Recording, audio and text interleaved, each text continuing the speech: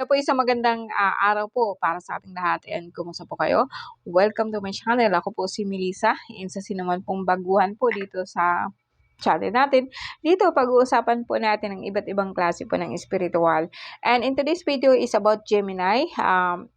Magbibigay po ako ng reading about po sa lahat po ng mga tao na ipinanganak po no so mula May 21 to June 21. And dito titingnan po natin kung alin po ba ang mas malakas or ano po ba saan po naka-focus po yung energy niyo at this time, no? And titingnan po natin kung ano po yung sakit niyo, tingnan po natin kung ano po ang career niyo or kung ano po ang mas nakalitaw. Yun po ang bibigyan po natin ng sagot sa iba't ibang klase po ng card. No? So I'm also using Lenormand card and I'm also using tarot card and oracle card. Okay, let's begin, no? Let us declare the four names of God, which is Yad, Hey, Vav, Hey. So, nagdadasal po ako sa mahal na Ama at sa lahat po ng kalikasan po na nawa po, no? Ang bawat na sasabihin ko po dito is like magkakaroon po ng puwang sa puso po ng bawat isa. And sana po is magiging wise po ako sa bibigay po sa inyo ng gabay. Ako po'y thank you guys, no. Minsan po nawawala ako, no. Anyway, nagko-concentrate kasi ako, no. So let's see. Okay, Gemini, no. Tawagin po natin ang lahat po ng gabay po natin na nawa po, no. Tulungan po ako na magkaroon po ng magandang magandang labas po, kilalabasan po ng reading po natin. Anyway, pinakasentro ng card mo is the Seer. So, ibig sabihin po nito is like, ikaw po, Gemini, is like you are really trying, no, na makakuha ka po ng information kasi ang Seer is like, siya po ang bantay po ng kalikasan, no? And dito, marami po siyang tinitingnan, no, sa pamamagitan po ng kung saan spiritual na pamamaraan na makakuha po ng information. So, sa akin, kung pag tingnan po din natin sa sakit, no, so makikita ko din dito na ang paa ninyo kung minsan po yung manhid, like pag tumatayo po kayo is nasakit po siya, no, lalo po sa kabilang And then, ang sumunod po nito is like arrows, no, overall card reading, meron po akong 1, 2, 3, 4, 5. Mas marami ngayon, no? So, mas marami po dito ang major arcana, no, sa Gemini, no? Kasi ang Gemini kasi is very intuitive. Lagi po silang nasa spiritual, nasa kabilang mundo po, no? So, hindi na po ako magtataka kung bakit po meron po kayong 5 card, no, na kung saan is like puro major arcana. And una is the Forest, the Lovers, and number 6, which is also separation. Pangalawa po is yung the 7, so the Seer, or number 2, kung saan po is like feminine aspect po ng pagkatao ninyo na like nag-i-imagine po kayo in the green man. So ito po yung number 4, no? So which is related po siya sa Saturn, kung saan may ginagawa po siya sa banga niya, no? So And pangalawa po is the 4 of Vows, balance. Yes po, no? And the Guardian. So, ito po. So, ito, parang kumbaga sa akin, kung isusumada ko ang lahat po ng major arcana ninyo is like, you have major problem, no? Like, ito, parang in general, like I said, kahit po sabihin po natin, unahin po natin pagbasa itong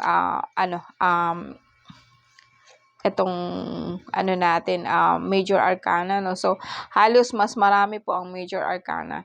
Ito guys, sabihin ko sa inyo na, kumbaga sa akin, kung ano man po ang nararanasan ninyo ngayon, wala po kayong magagawa nun kasi bigay po ito ng tadhana, or like sinusubukan ka po ng tadhana kung paano mo ibabalance po yung life mo sa ngayon, no?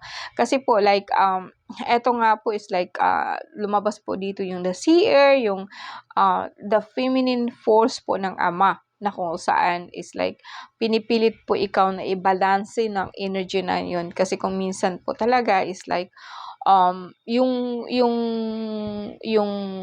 may nakikita po akong harang doon sa mind mo na pinipilit mong pasukin at saka hindi mo siya maatim-atim. It's just like ikaw, Gemini, like sa ngayon po kasi meron ka po talagang pinapasok doon sa kung saan sa mundo na hindi dito. And minsan po may harang, may hadlang po, no? Dahil siguro po sa dahilan po na kailangan mo kasing malampasan po ang test or pagsubok po ng mahal na ina.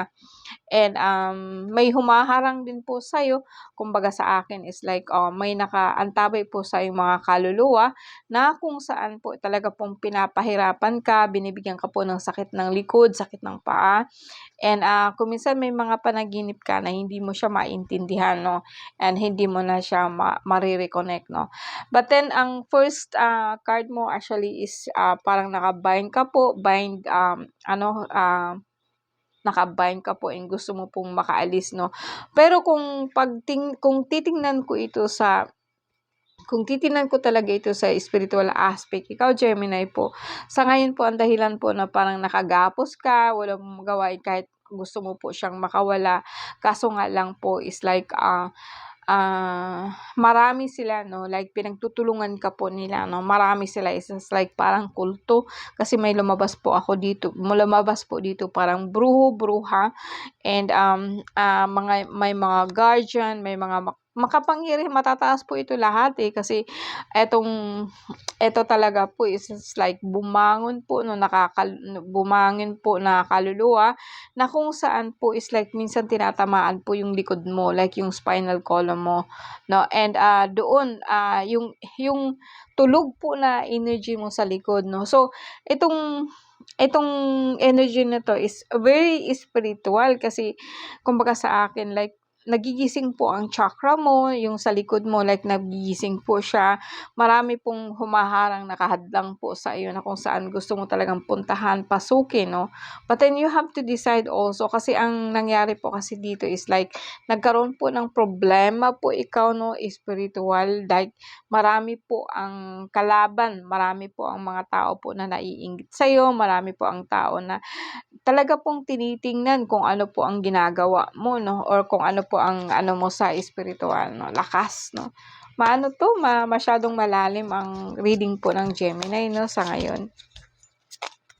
Parang tumataas din po yung sugar mo, pero okay naman po. Hindi naman siya ganun talaga baka po nasobrahan ka sa kape katulad ko. Alright, pangalawa po is like, meron po ako nakita ditong the Tree of Life. May nakita din po akong medyo problema po sa kidney or sabihin po natin na medyo mataas po ang uric acid mo. And likod, spinal column, masakit po siya. And minsan talaga pong meron ka pong hinanakit sa family mo, sa roots po ng family mo na kung saan umano ka. And same card, marami pa rin po ang mas marami pa rin po ang tinatawag po natin ng major arcana. So, sa lahat po ng Gemini ngayon na nakikinig, no, actually, this time is like you are very, very fully awakened or ongoing na magigising po ang diwa niyo, ang mind niyo, ang third eye niyo. Parang kumbaga sa akin, yung nasa mundo ka na po kasi kung saan boundary po ng physical at saka non-physical. Marami ka na pong nakikita, no, na kung saan hindi siya normal pero talaga pong binabaliwala mo siya. But then, sa akin, ang pinaka ng card mo is the 3. Kumbaga sa akin is just like, parang ikaw, Gemini, sa ngayon po is like, kinakaya mo lang po, alam mo may nararamdaman ka, kinakaya mo lang po, no, yung pananakit po ng likod. But then, I would say na, kahit despite pa sa mga problema mo, may nakikita po akong support, no, mula sa kalikasan, which is the Tree of Life. And mga engkanto lahat ang nakikita ko, wala akong ibang nakikita dito. And may tao o sabihin po natin na may espiritu, kasi espiritu po talaga to, no, na kung saan nagmamanman sa akin or sa iyo, no, kasi Gemini din po kasi ako, no. And hirap din palang i-reading yung sarili niyo, no, lalo na po pag Eh, wala kasi puro spiritual ang nakikita ako dito sa lahat po, 'no. Alam ko naman na lahat po ng Gemini is masyadong malalim po ang mind, okay? So, let's go dito tayo sa Lenormand, 'no. Focus po ako sa inyo, Gemini, May 21, no, June 21, sa lahat po dyan na ipinanganak po in between May 21 and June 21. Para po sa atin to, no, card, Lenormand, tingnan natin. So, mahal na Ama, nawa po, bigyan mo po ng lakas ang aking pananalita para magkakaroon po ako ng kung paano ko sasabihin sa kanila. Well, bird, number 1 is bird rider. Aalis ka po ba? No? May parating po, no? May parating po. Man. Whip. Garden. Okay, the tower. Okay, dito may pinakasentro ng card mo is the man. Pwede kong sabihin dito na eto sa labas po ng mindset mo is like mayroon kayong pag-uusapan about po sa pera, no? Kumbaga sa akin kasi dito is clover, parang hirap pa the tower, no? Hirap po ikaw ngayon sa pera, no? Parang may humahadlang. Anyway, may nakita po akong nakaratay po, no? Para po may sakit po sa family ninyo or pumanaw po, no? And then dito din may kaya po parang sa ngayon po talaga on hold po ang swerte mo. And but then on subconscious level po, no, parang makikita ko dito na may parating po sa inyo na kung saan kasi dito is end, may mag-i-end po dito and may magtatapos po, no. Parang meron kasing nangyari na hidwaan, no, between sa lalaking ito sa na parang hindi siya nagsasabi ng totoo, no. Etong lalaki na to is in the past na, so kung saan po very old person na kung saan na, yung bagang tatay, nanay, lulo, gano'n, no. Parang kumbaga sa akin matanda na po, no. Pero mayroon po kayong hinanakit kasi hindi po ito nagsabi ng totoo sa inyo, no. Physical man or non-physical, no, parang nagkaroon kayo ng problema doon, nagkaroon kayo ng hidwaan o samaan po ng loob. And parating po natin, tingnan po natin kung anong parating. Although sabihin ko kako sa bahay po ninyo, sa bahay po within your bahay, like parang nagtitipid ka, no, parang ang kita mo kasi ngayon is on hold, no, kasi may nakita akong kabaong. But then, kailangan may pag-usapan, parang may parating po sa bahay niyo pag-usapan. Well, anyway, ang ending po nito, sabihin po natin kahit sabihin na on hold po ang pera ninyo ngayon, pero huwag kang mag-alala kasi at the end of that, parang lilipas din naman po, babalik din naman po sa dati, no? Kasi may star po na lumabas, no? So, sa ngayon, reading po ng Gemini is like, so, like sa lahat po ng mga Gemini po nandyan, no, alam kong parang malayo po or malawak po ang abot po ng utak nyo. And for me, it's just like iba-balance mo siya kung ano po yung dapat mong gawin kasi hindi naman po sa lahat ng pagkakataon is spiritual. So, we are in physical world. So, dapat po is like unahin po natin muna kung ano yung kailangan at this time and then move on to the next kung ano po ang kailangan ninyong gawin, no.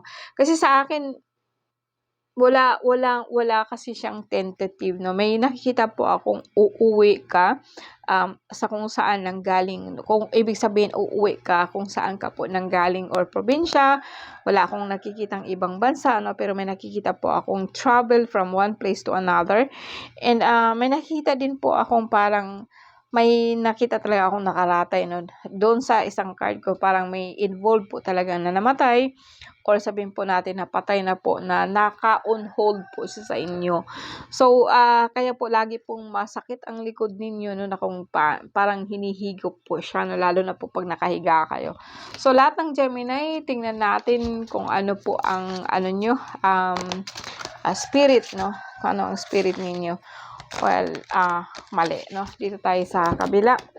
Tingnan natin dito para hindi po maging unfair, no, sa lahat ang ating tarot card, which is Ito yung White Rider na. White Rider. Para mas klaro po, no? Klaro, tatlong ano po.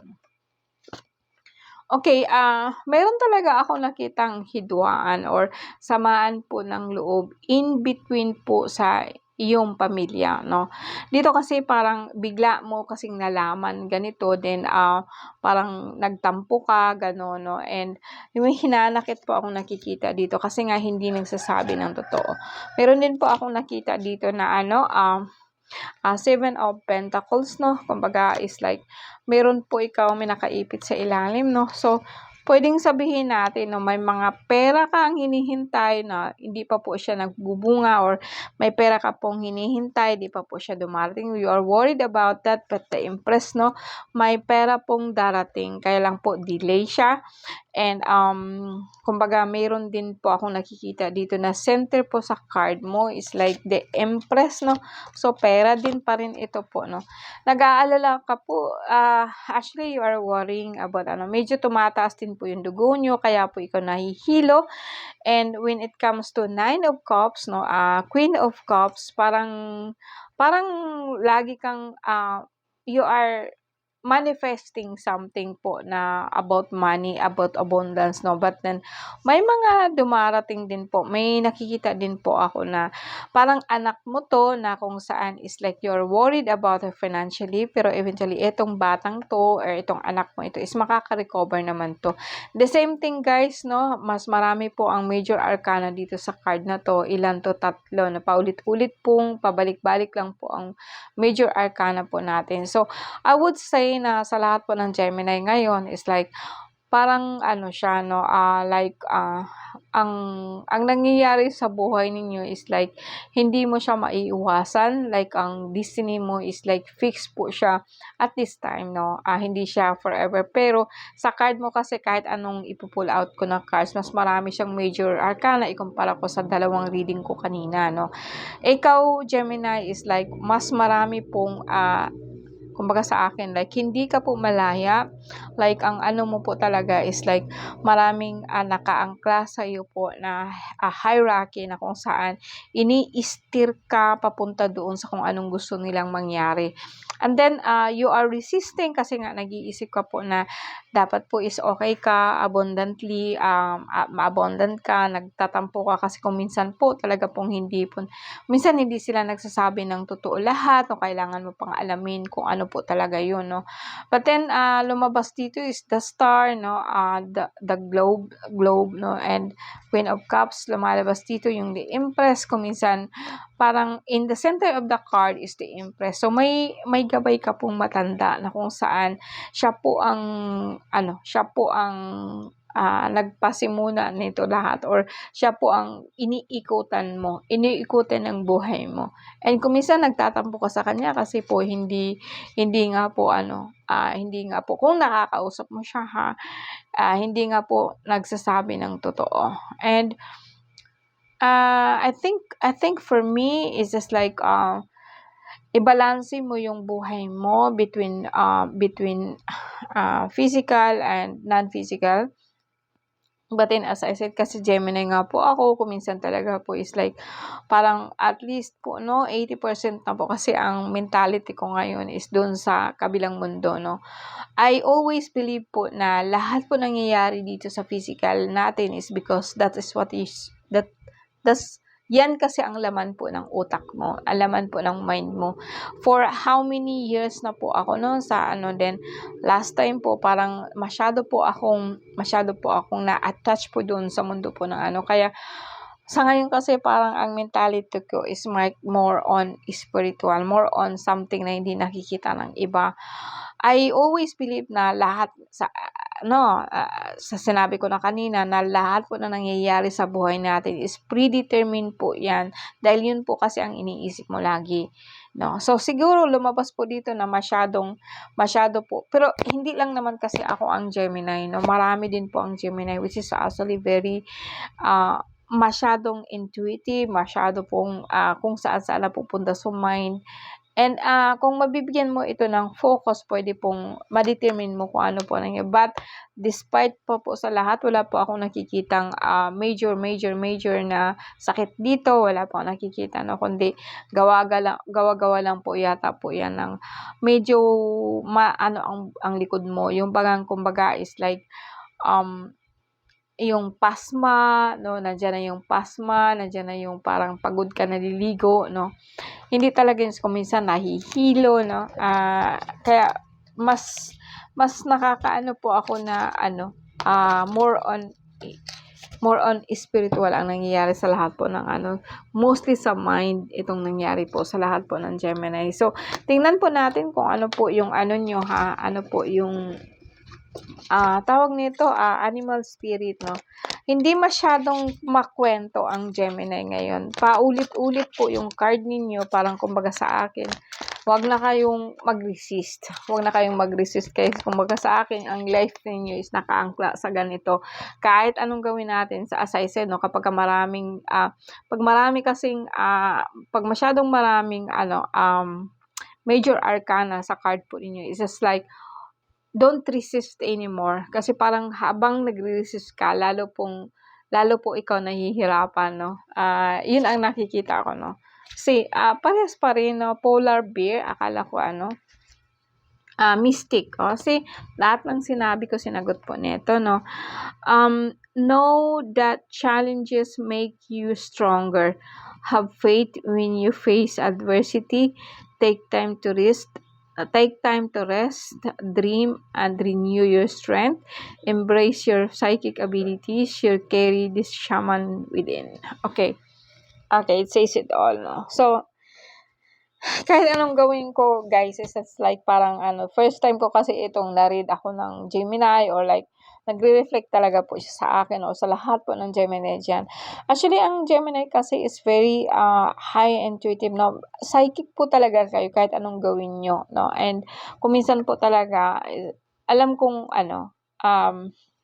sa totoo lang, no, parang sa last few years ko dito, no, lalo na yung nakaraang taon, is very hectic po ang schedule ko. Like, hindi nga na po ako nakakapag-vlog lagi kasi masyado po akong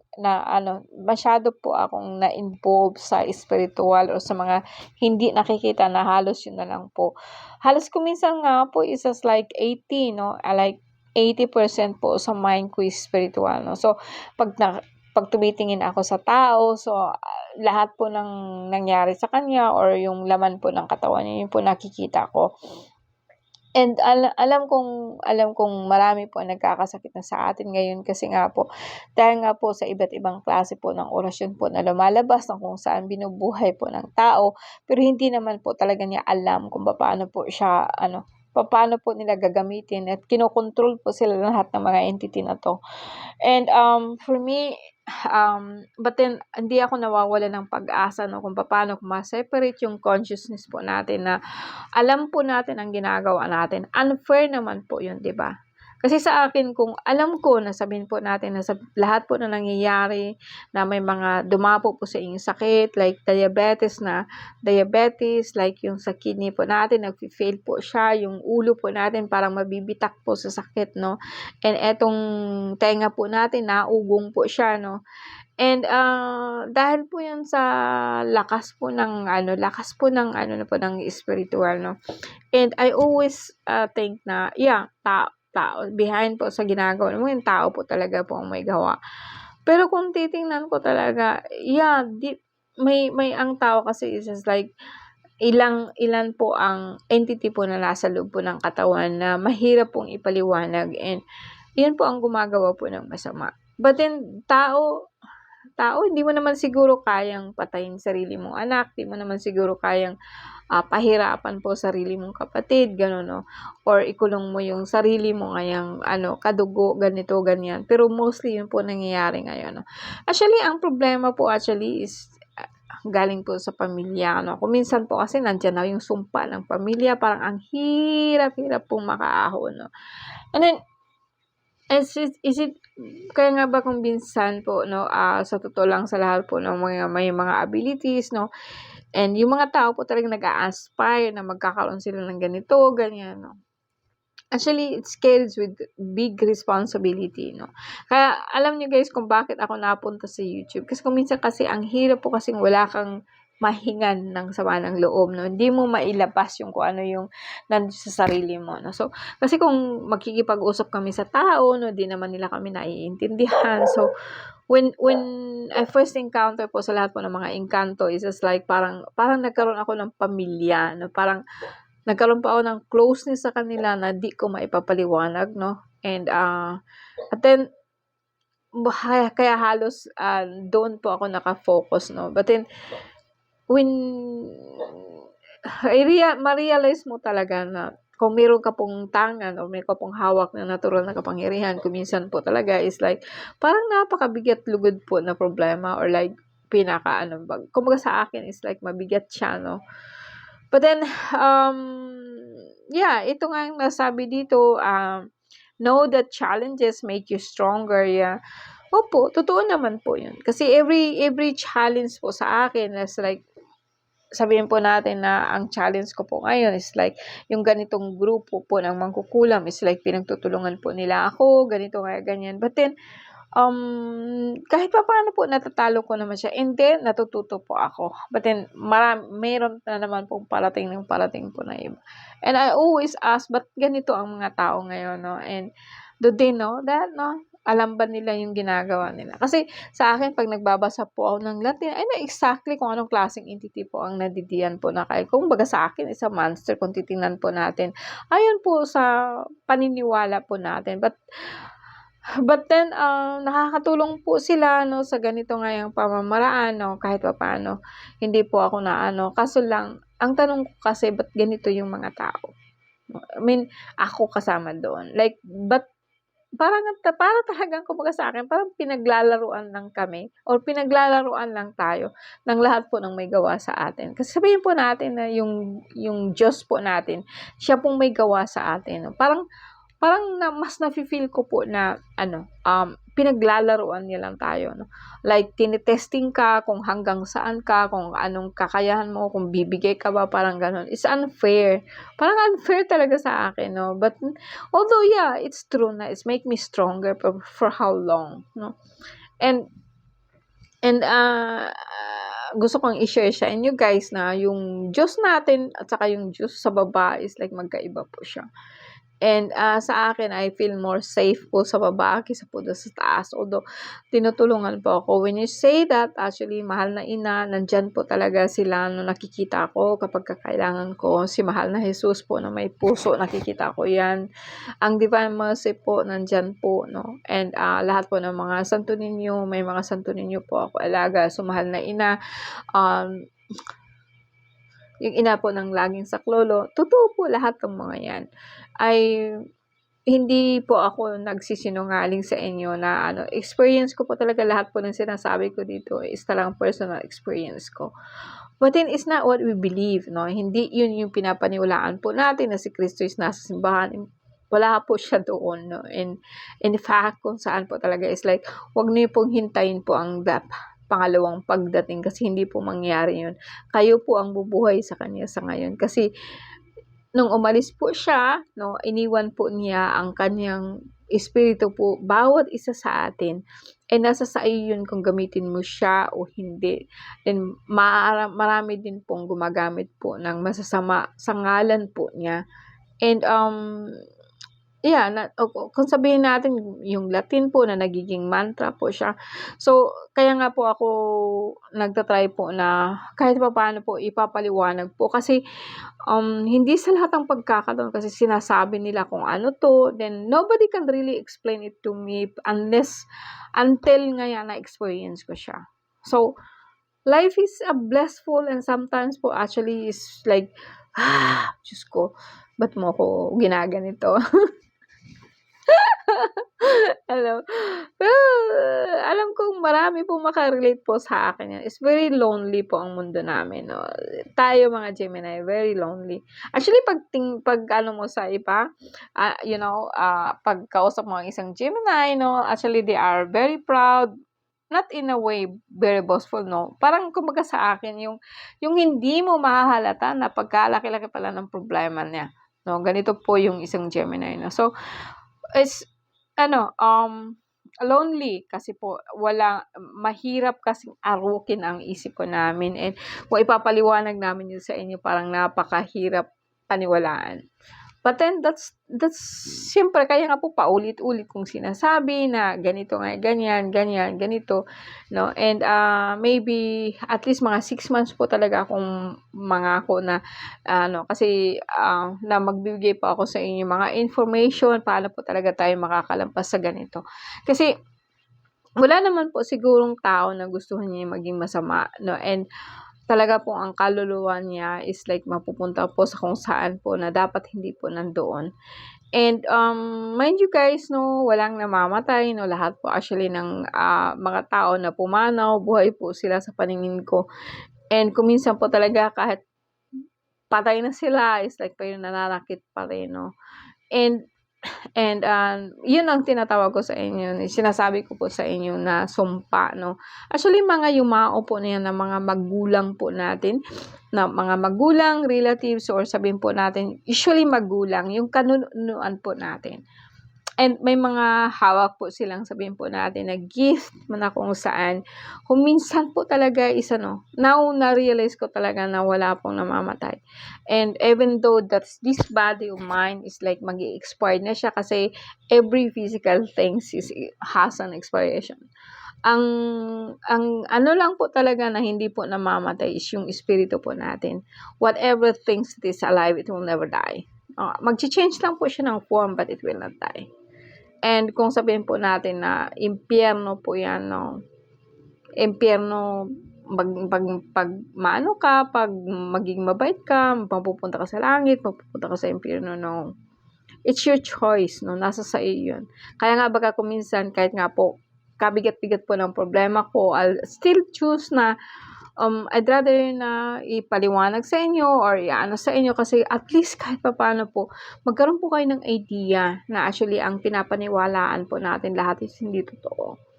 And like nakakulong po tayo sa isang hawla, hawak po tayo ng kung kahit na sino-sino ngayon.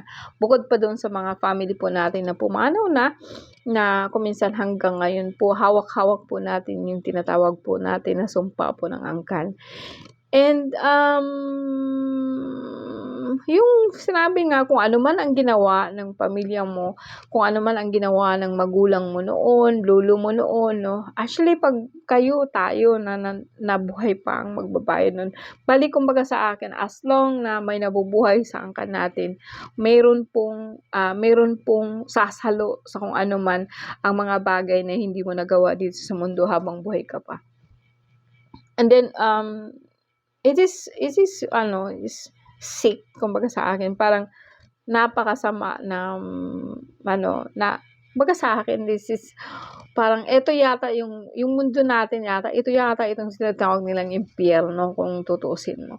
Kasi ang isang tao very normal, parang teacher siya, no, kung tingnan mo talaga, although mahahalata mo kasi parang kung baga sa akin parang siyang psychotic, pero pagdating po sa astral talaga pong psychotic siya, no. And hindi magagawa ng normal na tao, no, na ganito. Although dinasal ko talaga noon na magkaroon po ako ng idea kung ano talaga ang mundo natin. Gusto ko talaga magkaroon po ng mag-o-open yung wisdom ko, no, about the things that actually God made, and mabuti o hindi mabuti, no. I-wish ko talaga yan kasi I cannot really explain kung ano po yung kung ano po ang mabuti, like say for example po an angel and kumpara po siya sa devil, no.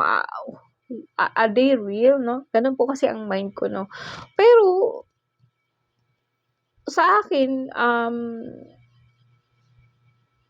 hindi na ako naniniwala na actually there is actually totoong may demonyo or demonyo talaga na kung saan, like kung ano siya ang mag-aano sa'yo, siya ang I think it's only an aspect of our mind. Kumbaga sa akin, oppressor na kung tawagin, sila po yung kung pag-usapan natin kasi yung Satan, parang sila po yung oppressor, yung bagang against po sa lahat po ng plano mo.